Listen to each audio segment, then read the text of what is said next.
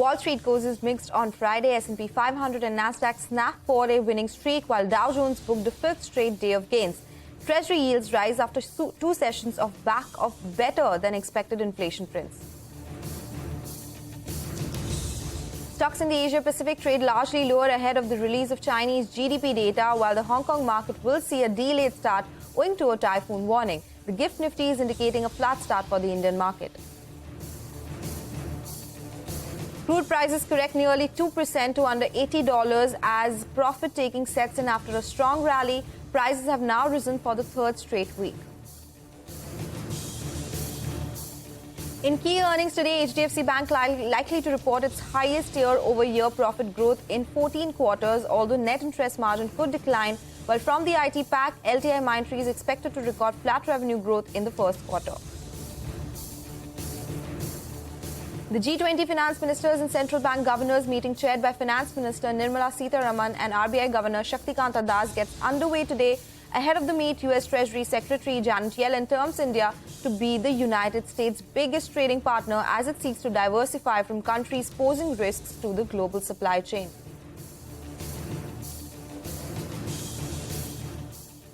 Good morning in the Mumbai News Center. I'm Sonal Bhutra. You're watching Power Breakfast. It's a Monday morning, a fresh new week. We do have a lot of cues, a lot of earnings to track as well. So let's get going. But first up, as always, let's take a look at what the Asian markets are doing.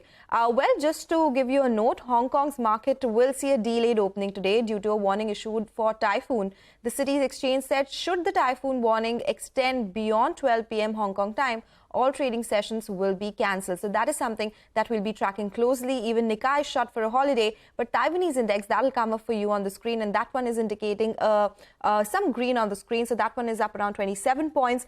But apart from that, there is some sort of caution that we're seeing in the Asian markets as well. And if you look at the GIFT Nifty, that'll come up for you on the screen. That one is indicating that the start for our own markets, well, absolutely flat with some positive bias, 3.5 points higher there on GIFT Nifty as we speak. So it will be important to track because we do have a lot of important earnings slated to be reported this week itself. So our markets are something that will be reacting to that.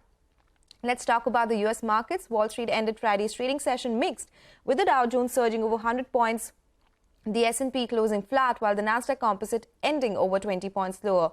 On a weekly basis, the Dow notched its best performance since March, up 2.3%. The S&P added 2.4%, and the Nasdaq gained 3.3%. In fact, let's listen into some important opinion coming in from BlackRock's chairman and CEO, Larry Fink, and Wharton School's Jeremy Siegel. I think we've seen a low in inflation, and I think inflation will be sticky between 3% and 4%. And if I'm right about the job creations and the need for labor and what that's going to elevate wages, you know, we're going to be in a period of 3 to 4% interest rates, inflation, which will translate into a Fed that I think is going to be reluctant to turn off their platform of raising rates. It's a Goldilocks economy. I mean, strong economic growth and falling inflation. We know a quarter point is baked in for July. You know, there's going to be 6 weeks of more data. Until we have to see what they're going to do in September. There's a lot of speculation, but they are really totally data driven on that. So yeah. So I don't think anything that's going to happen with the Fed. They're going to remain open. There may even be a dissent, because I do know some voting members that do think we've gone high enough. Okay, all right. That's the global market action. But how will these overnight cues impact our own markets? We have our research team joining in with what the trade setup looks like, the stocks that are likely to be in the news, and the action from the F&O space as well. First up, let me go across to Rima. She's joining in with all the market cues that we need to watch out for in today's trading session. Rima. Hi, good morning. Start of a brand new week. It's going to be a busy one because we've got a whole host of earnings to track this time. But, just to take off from where we left on Friday was an exceptionally strong session. The sensex and the Nifty scaled all-time high levels. We were trading in a range for the last 1 week or so between that band of 19,300 to 19,500. But we broke out on Friday quite convincingly in the last 1 hour of trade. It was supported by strong FI inflows. They purchased nearly 2,636 crore in the cash market on Friday. The DII sold 772 crore, but we're still looking at a net institutional inflow of nearly 1900 crore rupees. Very strong delivery volume seen in both TCS and Infosys at more than 1000 crore rupees. Today, the focus is going to be on HDFC Bank. HDFC Bank will be reporting numbers. It has a weightage of 29% on the Nifty Bank. And if you remember, when they came out with their pre-quarterly update, it was a bit subdued compared to what the street was hoping for. Other important numbers include LTI Mindtree, Tata Elxsi, CRISIL, and the others. You spoke about, the global market. So let me quickly run you through. The global markets is still pretty much in a Goldilocks scenario. The Dow inched up a bit on Friday, taking its weekly gain to 2.3%, its best performance for the week since March. The dollar index continues to stay below 100. We've seen a cool off in yields. So the global picture continues to remain very supportive for an up move. The start for the GIFT Nifty is, on the quieter side. We'll take it from there after Friday's big rally. Okay, all right. Of course, a lot of cues, as you said, we'll be tracking today and for the week as well. But a lot of stocks that will be in focus. Abhishek has that list. Well, to begin with results, Bandhan Bank has been a disappointing one. Net profit has come in at 721 crore. We were working with a number of 761 crore. Even the NI at 2491 crore is below our poll of 2573 crores. Their asset quality has deteriorated and stress has risen in the book. DMart, the EBITDA margin is down 130 basis point on a year-on-year basis. So the EBITDA has come in at 1035 crore. Our poll was of 1150 crore, which has put a pressure on PAT as well, which is below our poll. Kesoram, the net loss has actually reduced to 32 crores when compared to a loss of more than 61 crore in the same quarter last year. Revenue is up 12% on a YOY basis. JSW Energy, the net profit is down 48.3% YOY, while the revenue is down 3.3% YOY. However, the heartening fact is that EBITDA margin has improved on a YOY basis to 41.7% when compared to 33.8% in the same quarter last year. Justdial, they have reported a net profit of 83.4 crore. This compares to a loss of about 48.4 crore in the same quarter last year. Revenue is strong. The momentum is up about 33.1% on a YOY basis over there. Metropolis, they have given a business update. The core business revenue growth is about 12% YOY. Total revenue, however, stood marginally lower than the Q1 FY23 number, and Q1 is seasonally the weakest quarter as per press release given by them. Margins will be impacted in Q1 of FY24, which is likely to be on the weaker side. Nestle, they have given an update that they have got a in principle approval from APCOL, and Angel One, the company is now prohibited from adding any new authorized person. This could weigh on their business performance going ahead. Back to you. Okay, all right. Those are the stocks that are on our radar today. Let us talk about the F&O space. Mangnam is joining with all those cues. Good morning, Mangnam. Good morning. So, as far as the SGX Nifty, or rather the GIFT Nifty is concerned, it suggests a positive start, a mild positive one at that. But an important thing happened on Friday. The Nifty was earlier seeing a fair amount of consolidation at levels upwards of 19,500. It did so in the first half of Friday as well. But the second half, the bulls came back and as a result of which we ended at the high point of trade. But at the same time, we did extremely well, just closed in on that 19,600 mark for our index as well. So in terms of days highs, we have made a fresh high once again. Important to know that, it was the Nifty IT that led the gain. Now, with that gain on Friday itself, is just within 2% of its fresh 52-week high as far as the Nifty IT index is concerned. Just take a look at the cash market flows. The FI has bought close to around 2,600 odd crores. The DII sold about 800 crores, but there was a mild purchase in index futures as well, 252 odd crores. The open interest change suggests that there was a lot more short covering than, long addition, and that short covering was perhaps on the IT index, and we saw some long unwinding in the Nifty Bank as well, as some long positions added on the Nifty. Let's talk about the Nifty itself. The FII index future longs is close to around 70 odd %, and they wrote an equal number of calls and puts telling you that after this rally that we saw on Friday, there could be some bit of consolidation. What are the options that they wrote? At the lower level, they wrote puts at around 19,500 and 19,550. Both of them have a premium of anywhere between 50 to 75 odd rupees. On the way up, 19,650 call and 19,700 calls were extremely active for a premium of anywhere between 30 to 45 rupees. That's telling you that the Nifty's support has now moved higher, closer to 19,500. So 19,450 to 19,500 is a level where one should be looking to buy as an important support. Whereas on the way up, we may face some sort of consolidation between 19,700 and 19,750. Three index heavyweights report numbers this week. We have Infosys, Reliance, as well as HDFC Bank today. But a bunch of stocks to watch out for. A big move on RBL Bank on Friday, and that stock is now in F&O ban. And also Z saw a big move, a lot of short covering on Friday. So it came out of F&O ban. That's one stock I'll be watching out for, along with India Cements, both of them out of F&O ban. Okay, all right. That's the Power Break for us. Thank you guys for joining us and telling us what to expect from today's trading session. We'll slip into a break. Up next, we'll get you excerpts from our exclusive conversation with the World Bank President, Ajay Banga. Stay tuned for that.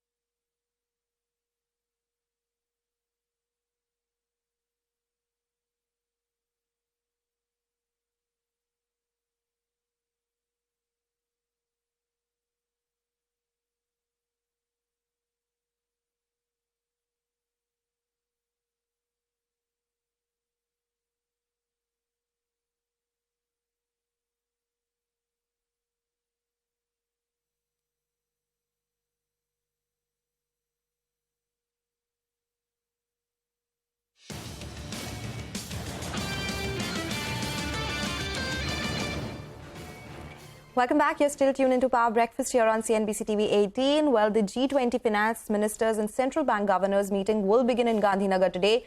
Ahead of the meeting, India and Indonesia announced the launch of an economic and financial dialogue to facilitate better cooperation between India and Southeast Asia. Listen into what Finance Minister Nirmala Sitharaman had to say following the launch. India has taken over the G20 presidency from Indonesia, and there are several legacy issues which we are continuing to take forward during our presidency.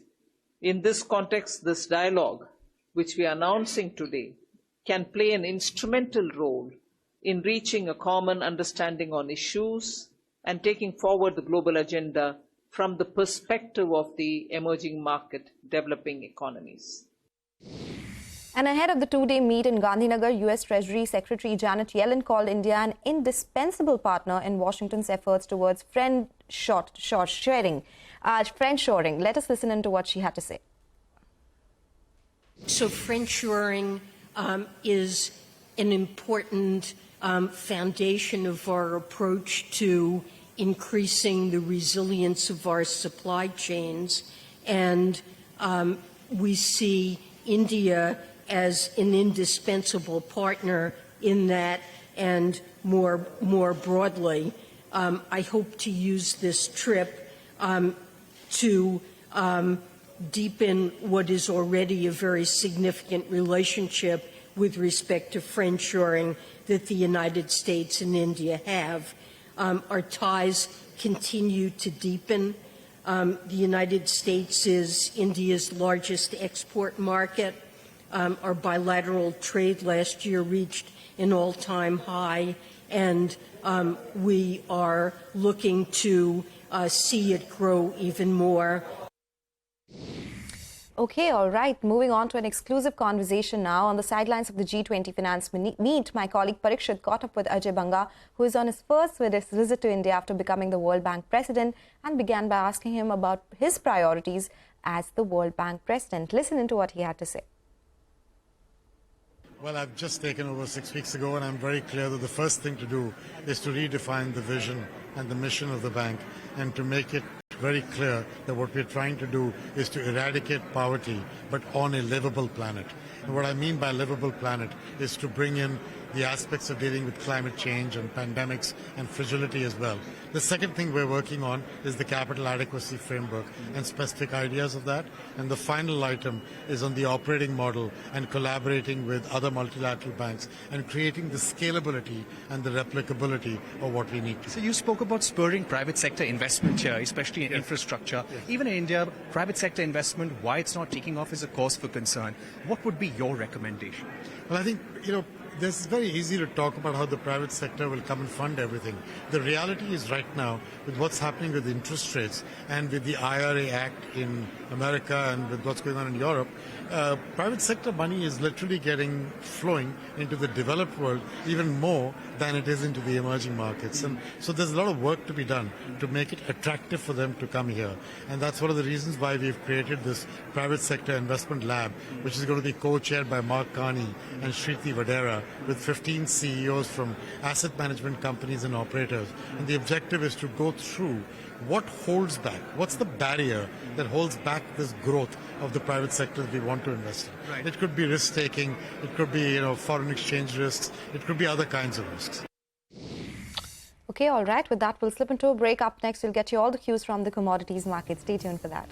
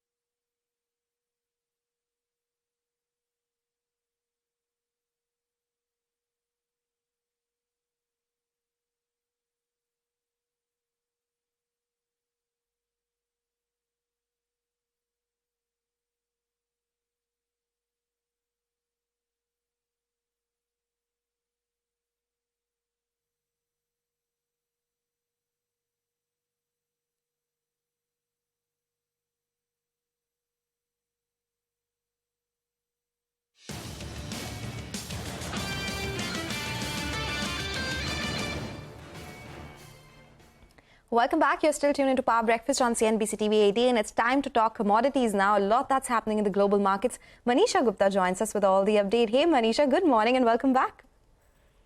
Thank you so much for that, Sonal. And as I come, it's all about the Chinese economic data that we seem to be looking at right now. It has been mixed to weak at the best. But the second quarter GDP numbers from China at 6.3% versus the estimate of 7.3% clearly is on the weaker side. And on top of that, you have the dollar index, which has rebounded from a 15-month lows as well, still trading below 100 though. But that really seems to be impacting commodities now, where we are opening a session on a weaker note. Starting with crude oil prices, last week was a 2% gains, but we are nearly a percentage point lower as we trade right now. For the metals as a sector as well, last week saw gains between 2 to 8%, but we have started this week nearly a percentage point decline with most of them. And same is the case with precious metal prices as well. Weaker cues coming in, especially with the data from China. You have the US Fed meeting now on 26th of July. So there are various cues that are still being awaited, but the strength in US dollar also continues to weigh on. Okay, all right. So that is all about commodities. Thank you, Manisha, for joining us. Now on to some news which could bring some respite to the common man. The centre has slashed the price of tomatoes sold by the two cooperatives, that is National Cooperative Consumers Federation and National Agricultural Cooperative Marketing Federation of India. The prices had surged beyond 100 rupees per kilogram due to delayed monsoons. They have been brought down to 80 rupees per kilogram starting from yesterday. Currently, the new prices are in effect only in a few cities in the country, including Delhi, Lucknow and Kanpur. So that is something according to reports that we've been getting right now. But let's move on to some news from the world of sport. In an epic Wimbledon final, 20-year-old Spaniard Carlos Alcaraz overcame a nervous start to hand Novak Djokovic his first defeat on the centre court in 10 years. The Spaniard dropped the first set but then recovered to spectacularly win the fifth and the final set and deny the Serbian a record 24th Grand Slam victory. Meanwhile, Czech Republic's Markéta Vondrousová also made history on Saturday by becoming the first unseeded woman to have won the women's singles title. Okay, exciting time for tennis fans, but on that note, we'll take your leave on this edition of Power Breakfast. Stay tuned, Bazaar Morning Call comes up next.